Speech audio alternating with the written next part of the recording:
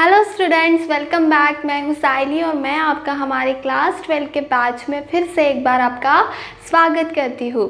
So students, हम क्या पढ़ रहे थे? हमने पिछले लेक्चर में हमारे राउल्ट्स लॉ कंप्लीट कर लिया था, राइट। राउल्ट्स लॉ को हमने बहुत अच्छी तरीके से समझा है। एक पूरा लेक्चर तो हमने वेपर प्रेशर के लिए दिया था और उसके बाद में हमने राउल्ट्स लॉ को समझा, है कि नहीं? तो अभी समझ में आया कि नहीं राउल्ट्स लॉ? तो स्टूडेंट्स, हमने बेसिकली हेनरीज लॉ को कंप्लीट कर लिया है, हमने राउल्ट्स लॉ को कंप्लीट कर लिया है, राइट। सो इन दोनों इसमें अभी हम देखेंगे कि क्या सिमिलरिटीज़ है और क्या डिसिमिलरिटीज़ होती है ये दोनों लॉ में, है ना। आपने ये दोनों लॉ तो पढ़ लिए, बट इन दोनों के बीच में क्या सिमिलरिटीज़ है, राइट, और क्या डिसिमिलरिटीज़ है, किसके किसके लिए अप्लीकेबल होता है, ये पढ़ना ज़रूरी है कि नहीं, पता होना चाहिए कि नहीं। सो इसी के लिए अभी हम यहाँ पे Henry's law and Raoult's law के कुछ सिमिलरिटीज़ और डिसिमिलरिटीज़ देखने वाले। ओके, सो स्टूडेंट्स स्टार्ट करते हैं। ओके, सो स्टूडेंट्स देखो, अभी सबसे पहले तो यहाँ पे देखने से पहले हम पहले बात कर लेते हैं हमारे राउल्ट्स लॉ और इसकी हम बात कर लेते हैं हेनरीज लॉ की। ओके, सो हमने इसमें क्या पढ़ा था स्टूडेंट्स? देखो, डायग्रामेटिकली इमेजिन करो, हमने एक ऐसा कंटेनर लिया था जिसमें हमने कंसीडर किया था कि एक लिक्विड है, राइट, एक सॉल्यूशन है which contains component A and component B. हम राउल्ट्स लॉ की बात कर रहे हैं, ठीक है। Okay, so component A and component B is present and in which एक जो कंपोनेंट रहेगा वो ज़्यादा वोलाटाइल रहेगा, right. So that have a tendency to escape out, जो वेपर फेज में जाने की टेंडेंसी रखेगा, ऐसा हमारा कहना था, राइट। सो हमने कहा कि ये जो कंपोनेंट ए कंपोनेंट बी है यहाँ पे प्रेजेंट है एंड वो कंपोनेंट जो है वो वोलाटाइल होना चाहिए। Okay, so according to Raoult's law हमने क्या देखा था, क्या बोल रहा था हमारा राउल्ट्स लॉ कि vapour pressure is equal to the partial pressure of the component in pure form is equal to into mole fraction of A. अगर हम ए की बात करते हैं and we are considering this is solvent, okay, so अगर हम बात करते हैं तो हमारा राउल्ट्स लॉ बोलता था कि पार्शियल प्रेशर या फिर vapour pressure is directly proportional to the vapour pressure in a pure form, vapour pressure of the component in a pure form multiplied by the mole fraction, right. Okay, similarly अगर हम Raoult's law की बात करते हैं, Henry's law की अगर बात करते हैं, राइट, हेनरीज लॉ की अगर हम बात करते हैं तो फिर से देखो, हेनरीज लॉ में हमने क्या पढ़ा था, क्या देखा था हमने कि एक ऐसा लिक्विड है जिसमें गैस डिसॉल्व हुई है, राइट, हमने ऐसा पढ़ा था, और इस गैस डिसॉल्व हुई है, राइट। सो ये है गैस, यहाँ पे जो गैस है, मतलब ये जो लॉ है हम ऐसे बोल सकते हैं this is applicable for gas in liquid, right. ये हमने पढ़ा है गैस इन लिक्विड के लिए अप्लीकेबल होता है एंड ये किसके लिए होता है? वोलाटाइल कंपोनेंट, वोलाटाइल कंपोनेंट, मतलब वो वोलाटाइल कंपोनेंट कोई भी हो सकता है, that will B solid in liquid या फिर लिक्विड इन लिक्विड, ओके, जो वेपराइज होने की टेंडेंसी रखता है, हम ऐसे बोलेंगे।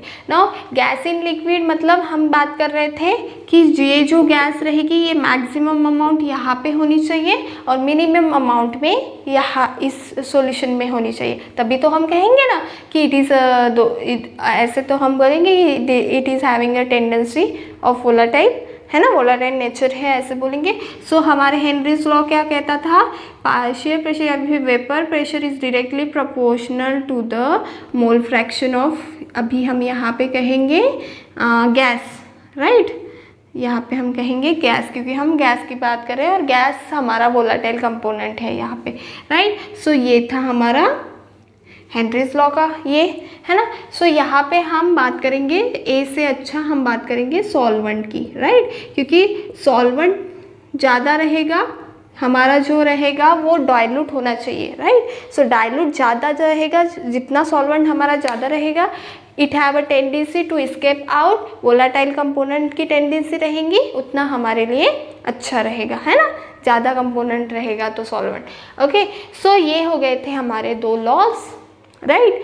तो अभी हम देखते हैं इसके बीच में क्या सिमिलरिटीज़ है, right.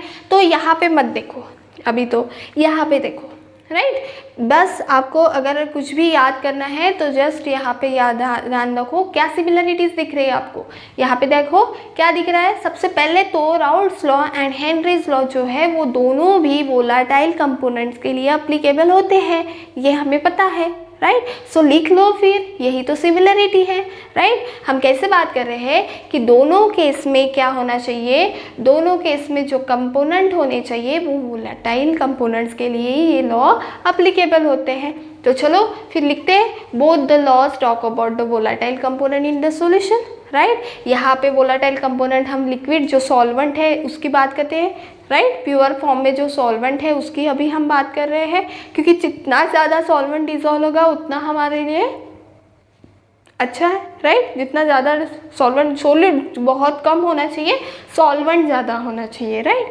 And Henry's law again gas in liquid, again volatile component के लिए अप्लीकेबल है, राइट। सो पहला पॉइंट तो हमें समझ में आ गया ना। दूसरी सिमिलरिटीज़ क्या दिख रही है स्टूडेंट, दूसरी सिमिलरिटीज़ की हम बात करते हैं, क्या दिख रहा है, जो हमारा वेपर प्रेशर है वो डायरेक्टली प्रोपोर्शनल किसको है, मोल फ्रैक्शन, राइट। सो हम बोल सकते हैं हमारा दूसरा पॉइंट कि vapour pressure of the volatile component, जो भी हमारे कंपोनेंट है वो वोलाटाइल है और उसका वेपर प्रेशर जो है वो डायरेक्टली प्रोपोर्शनल होता है मोल fraction of the component in the solution. यहाँ पे जो कंपोनेंट हमारा है वो सॉल्वेंट है और यहाँ पे जो हमारा कंपोनेंट है वो गैस है, राइट। वोलाटाइल कंपोनेंट कौन सा है, हमारा गैस है, यहाँ पे वोलाटाइल कंपोनेंट कौन सा है, सॉल्वेंट है। सो हम कहेंगे, देखो ना, इसको छोड़, देखो देखो डायरेक्टली प्रोपोर्शनल दिख रहा है, राइट। सो दूसरा पॉइंट भी हमें यहाँ से क्लियर हो गया कि vapour pressure of the component is directly proportional to the mole fraction of the component in the solution. Okay, समझ में आए दो पॉइंट्स आपको ना। तीसरी बात क्या बोल सकते हो, क्या सिमिलरिटी, अगर ये दोनों देखो, किसको मैं पॉइंट आउट करिए, vapour pressure of the component in pure form, अगर KH के साथ, KH मतलब हेनरीज कांस्टेंट के इक्वल हो जाए तो हम कहेंगे कि Henry's law is an special case of the Raoult's law. तो यही कहता है हमारा थर्ड पॉइंट, राइट। हमारा थर्ड पॉइंट हमें यही कहता है कि इफ P नॉट मतलब जो प्रेशर ऑफ द कंपोनेंट है in a pure form and KH, जो KH यहाँ पे हमने कांस्टेंट दिया है ना, यहाँ पे हमने क्या बोला था, यहाँ पे देखो राउल्ट्स लॉ में P is directly proportional to X of solvent whatever the mole fraction of the component, okay। So यहाँ पे भी हमने सेम बोला था कि P is directly proportional to X of gas, right. But हमें प्रोपोर्शनलिटी के साइन को हटाना था इसीलिए हमने क्या लिया, P नॉट ऑफ A। सो यहाँ पे कांस्टेंट कौन हो गया, ये वाला कांस्टेंट हो गया, राइट। यहाँ पे कांस्टेंट कौन है, हेनरीज कांस्टेंट है, राइट। सो ये दोनों कांस्टेंट को, और हेनरीज कांस्टेंट हमारा कैसा है, एक्सपेरिमेंटली डिटरमाइंड वैल्यू है, राइट। मतलब मैं कहना चाह रही हूँ कि अगर P नॉट ऑफ A और KH वैल्यू को अगर हम सेम कर दें, that will be an special case of the Raoult's law. Okay, so इसको अभी हम एक वर्ड में ऐसे लिखेंगे कि P naught is equal to K of H, then Henry's law is a special case of the Raoult's law। समझा आपको, तीनों पॉइंट समझे आपको क्या सिमिलरिटीज़ है। तो सबसे पहले तो हमने सिमिलरिटी देखी कि दोनों कंपोनेंट, दोनों जो लॉज है वो वोलाटाइल कंपोनेंट्स के बारे में बात करते हैं। नेक्स्ट हमने बात किया कि जो वेपर प्रेशर होता है या फिर पार्शियल प्रेशर भी बोल सकते हो, is equal to the mole fraction होना चाहिए, राइट। और तीसरा पॉइंट हमने कहा कि अगर ये दोनों कॉन्स्टेंट अगर सेम हो जाए तो हम कह सकते हैं कि Henry's law is an special case of the Raoult's law. Okay, समझा आपको, ओके चलो अभी हम बात करते हैं डिसिमिलरिटीज़। डिसिमिलरिटीज़ मतलब हम इन दोनों को कैसे डिस्टिंग्विश करते हैं, मतलब ये दोनों एक दूसरे से कैसे अलग हैं, अभी ये पॉइंट में अभी हम देखते हैं। ओके तो सबसे पहले हम बात करते हैं कि राउल्ट्स लॉ ओबे for diluted solution only. Okay जो राउल्ट्स लॉ जो होता है वो लॉ होता है for diluted solution. Okay so Raoult's law ओबे for the diluted solution only, मतलब कि ये जो हम यहाँ पे सॉल्वेंट ले रहे हैं वो कौन होना चाहिए, कौन होना चाहिए वो सॉल्वेंट होना चाहिए डाइल्यूटेड सॉल्यूशन, उसी की बात कर रहे हैं हम लोग। ओके डाइल्यूटेड सॉल्यूशन मतलब यहाँ पे हम सॉल्वेंट की, जितना ज़्यादा सॉल्वेंट होगा उतना ज़्यादा वोलाटाइल की कंपोनेंट, वोलाटाइल रहने की ये रखेगा, राइट। सो राउल्ट्स लॉ हम कहेंगे कि ओबे फॉर द डाइल्यूटेड सॉल्यूशन, मतलब हम कहेंगे कि एक्स ऑफ सॉल्वेंट, हम यहाँ पे बात करेंगे कि X of solvent is equal to 1 होना चाहिए, राइट मतलब कि इज इक्वल टू 1 मतलब 1 मतलब 0.95 चलेगा, 0.95 0.9 चलेगा, राइट मतलब अप्रॉक्स 1 के आसपास होना चाहिए। ओके नाउ दूसरा जो बात करते हैं, Henry's law also obeyed for the diluted solution.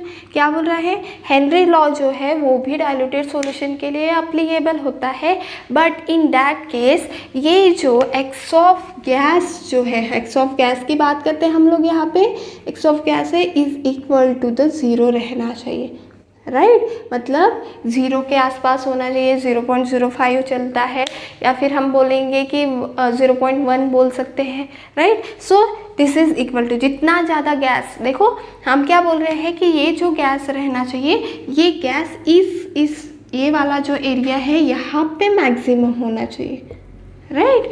अगर यहाँ पे डिज़ोल्व होगी गैस तो कोई फ़ायदा ही नहीं, राइट। हम क्या टेंडेंसी चाह रहे हैं कि वो वोलेटाइल होना चाहिए, राइट। जब वो यहाँ पे डिज़ोल्व हो जाएगी तो कोई फ़ायदा ही नहीं हमारे काम करने। मैक्सिमम जो गैस है वो हमें इस पोर्शन में चाहिए, राइट। सो इस पोर्शन में कब आएगी, जब हम कहेंगे कि X of gas is nearly equal to the 0, मतलब उसकी सोल्युबिलिटी जो है, उसकी मोल फ्रैक्शन जो है वो नियरली इक्वल टू 0 होना चाहिए। ओके सो समझ में आया स्टूडेंट्स आपको similarities and dissimilarities between the Henrys and Raoult's law. Now आप इन दोनों लॉ को अच्छे से डिस्टिंग्विश कर सकते हो, राइट। सो स्टूडेंट जल्दी से इसका एक स्क्रीनशॉट ले लो। मिलते हैं नेक्स्ट लेक्चर में हमारे एक नए कंसेप्ट के साथ, तब तक के लिए बाय बाय। चलो इसका स्क्रीनशॉट ले लो।